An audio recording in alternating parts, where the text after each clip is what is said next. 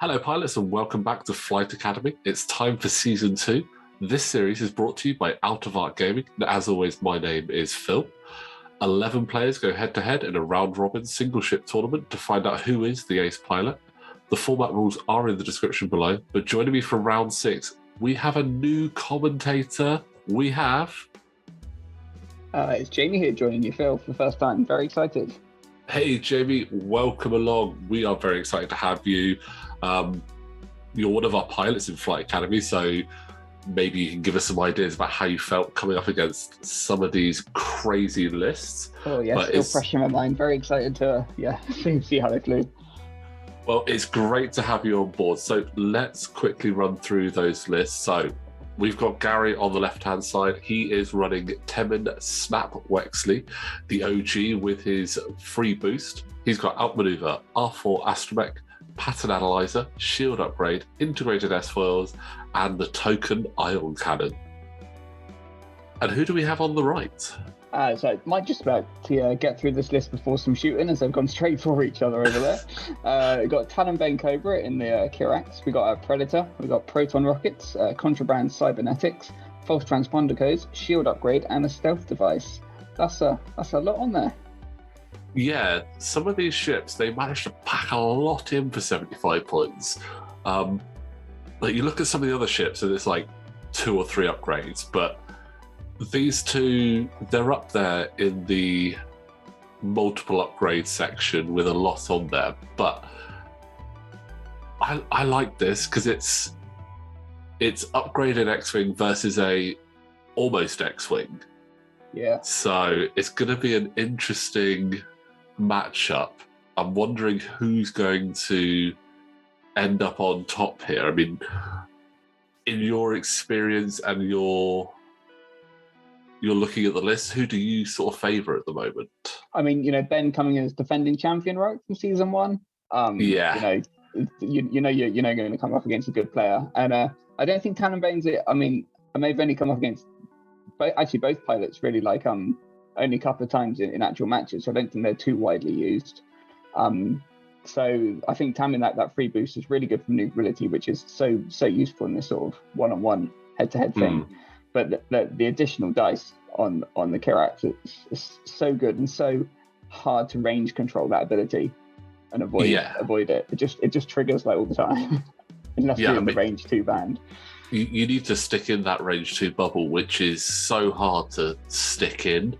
But I mean, it's such a, again, that maneuverability that Temin has got with his free boost, and the fact that the T70 has a pretty good dial, and then you add R4 to it, is going to make it difficult to pin down. But Contraband Cybernetics could be quite a big factor in there, just out of the blue, just pulling off a red maneuver and going, yep, I'm still going to get action. I think so, yeah. And Contraband and Pattern Analyzer, those sort of tools are really good in these games, because to be able to have a good dial to turn around is good, but to be able to also be able to take an action or two is so good when you need to, if you're going to just turn around into a joust or you need to be defensive. Yeah. So you get some huge turns out of those. Yeah, I mean, we've just seen a Talon roll from Temin into a boost, which looks like it might be, depending on what Ben does, it's either setting up a range 2 or a range 1. Yeah. I like the boost there instead of the token, because you could think, well, boost X-Wing, you've only got the 2 defense dice. But I think he's trying to stay in that range 2 there and giving Ben sort of a decision to make. Yeah, so right now that looks range 2 to me. So Ben doesn't get any extra dice either way. So that is actually ideal. Oh, and is he just snuck out of Bullseye as well? Oh, that's just rude if he has. It's a good first engagement that for Temin, I think, even without a token. Yeah, and nothing from Ben there, so that is ideal. But obviously that stealth device, such a big part of this build, I think. Oh yeah, it's you could easily spend 2-3 turns, first 10 minutes just trying to get through that. Yeah, and that stealth device just paid dividends there, given the extra dice. Yes, he had to spend the focus, but I think Ben was okay doing that and not losing it.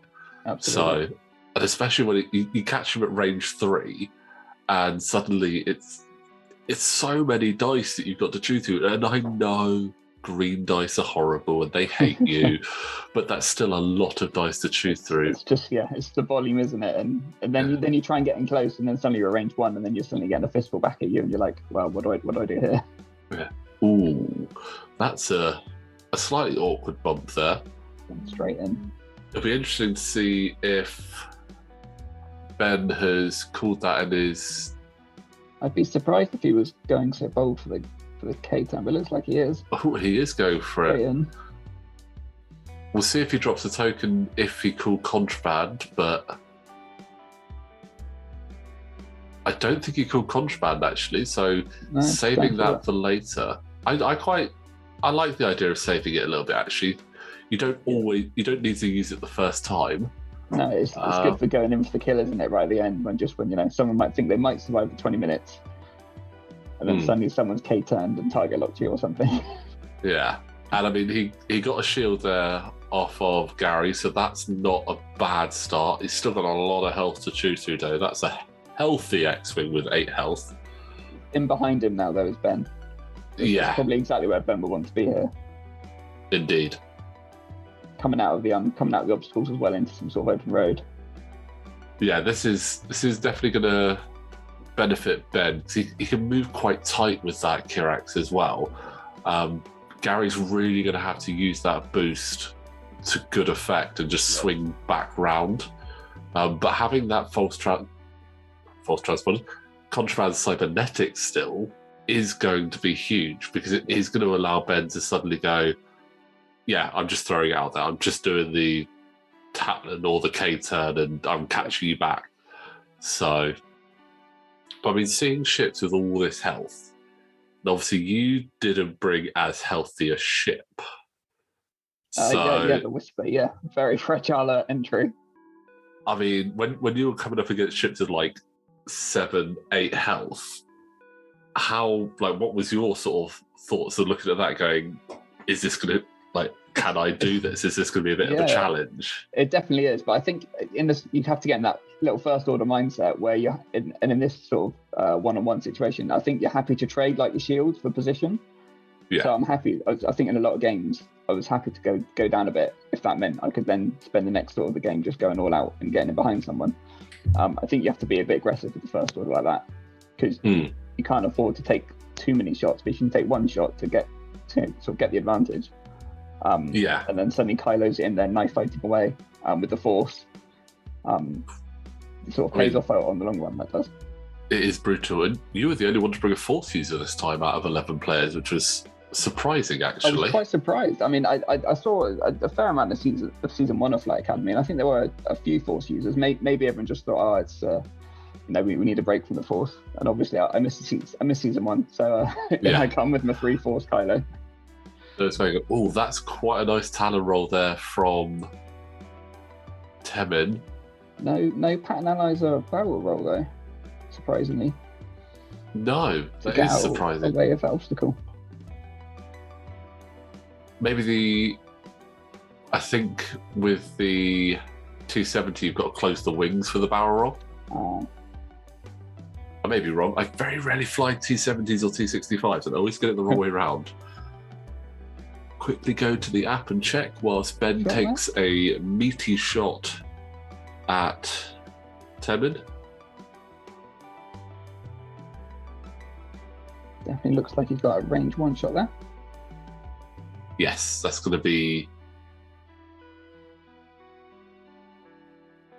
Oh, there is a 5th dice there. He was hiding it under his hands. So it looks like 2 hits and a crit. Oh, that's both shields and the crit. What is that crit going to be, I wonder? Fickle green dice for you. Yeah. Pretty green dice, but fickle green dice. Fickle. Oh, it's a stun pilot. Yeah, that's... I mean, that's less than ideal when you have an obstacle in front of you as he's going to suffer damage going over that obstacle. So... Oh, but that's a great shot back. Oh, Ben, your dice are just rude. Yeah, there you go.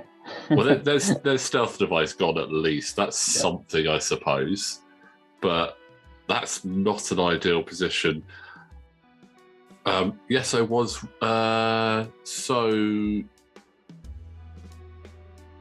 when your wings are open, you don't have the barrel roll. Yeah. You have the boost, so you have to actually have your wings closed for the barrel roll. So that's why he wasn't able to do it. But there is a damage for stun pilot. Ouch. Such a costly time to get that crit.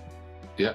And now he's Ion from going over the gas cloud because they are brutal nowadays. They just, all of the obstacles just dishing out the pain. Just amped up, aren't they? Really got to fly better, I guess, now with those obstacle rules and the friendly bumping rules. Yeah, friendly bumping obstacles. You've really got to. Your spatial awareness needs to be on point, and that was the trigger of contraband cybernetics there. There we go. From Ben. In for it now, isn't he, Ben? Yeah. Smells blood. Yeah, it's there in the stars, and he's going for it.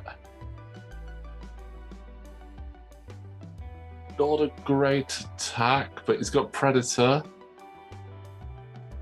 So spending that focus, that's 3 hits, and well, that'll do it. Oof. So nasty finish there for Gary.